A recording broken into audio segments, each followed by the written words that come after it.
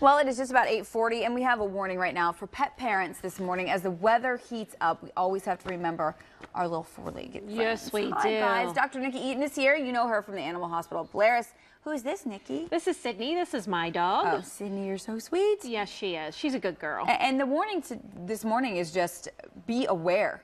Be aware. So many people leave their dogs tied up outside or in a car. In the car is the worst, and we've already seen it where dogs come in. You know, they're overheated. They can't be in the car for 5 minutes. 5 minutes is not appropriate. So a story I have to tell you. Last week, my husband's like, Nikki, you need to go get a gallon of milk before you come home. So I'm like, okay. But he didn't know I had the dog. So I went home first. And he's like, what are you doing home? You need a gallon of milk. I'm like, I have the dog. 5 minutes is not even appropriate. And he's like, oh yeah, I totally forgot about that. And then I went out and got milk. So it's just not appropriate, even for 5 minutes. And even if you put the window down. Right. It's still not enough air going through there. And dogs don't sweat like us, so they pant and it comes out of their paws. And, you know, if you have leather seats and everything else, they're just not sweating correctly. Don't leave them in the car, even for 5 minutes. Yeah, that 5 minutes is too long. What about when you see dogs chained outside? Well, you know, that's another thing, is that they need to have shelter. They need to have fresh water all the time. So making sure that they have shelter and fresh water to get away from the heat is extremely important. I mean, Sydney's kind of a light dog. Even dark dogs can get sunburnt.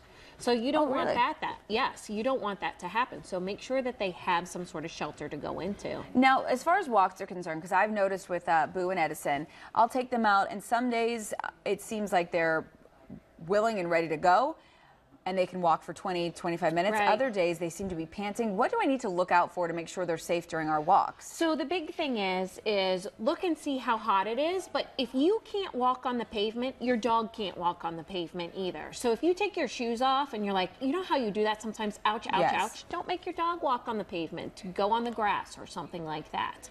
So that's extremely important. We see dogs that get burnt on their feet because of that. Is there something we can do to put on, like, I know people say shoes, but... Yeah, there's little booties and stuff out there. I mean, if the dog lets you put it on, that's fine. That's not a problem. And you need to walk them, that's fine.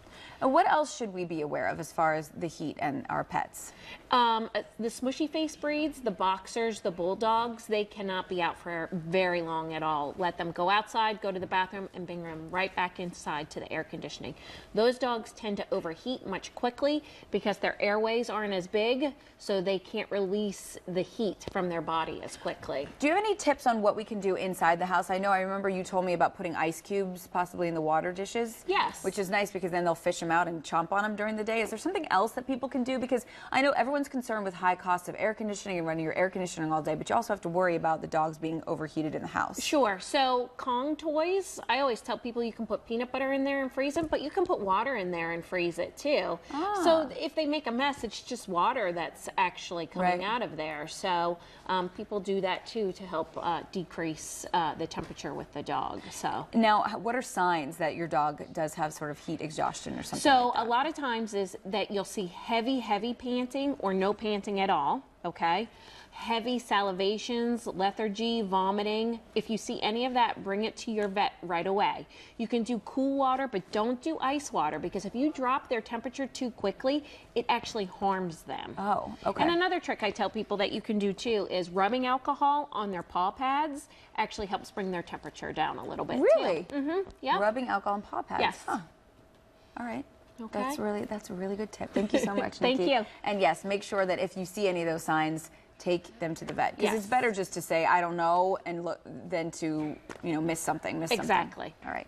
Thanks so much, Nikki. Well, coming up after the break, Ashley Yours throwing the pigskin this morning. She's live at a football camp learning the rules of the gridiron. That's coming up next. You're doing such a good job. Look at you.